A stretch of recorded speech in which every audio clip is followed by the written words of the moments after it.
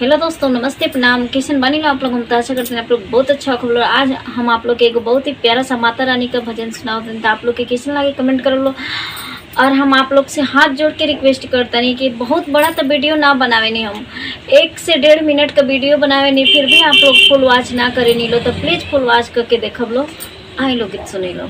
बिना बोलाए नहीं आऊंगी वो मैया तोरे दुआरिया, बिना बोलाए नहीं आऊंगी वो मैया तोरे दुआरिया, बिना बोलाए नहीं आऊंगी हो अम्बे माँ के दुआरिया।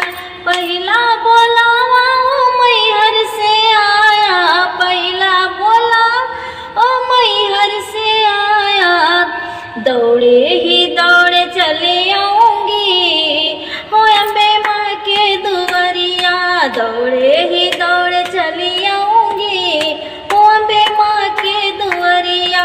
बिना बोलाए नहीं आऊंगी ओ मैया तोरे दुआरिया। दूसरा बोलावा विंध्याचल से आया, दूसरा बोला विंध्याचल से आया, नंगे पाँव चली आऊंगी ओ मैया तोरे दुआरिया, नंगे पाँव चली आऊंगी ओ मैया तोरे दुआरिया। बिना बोलाए नहीं आऊंगी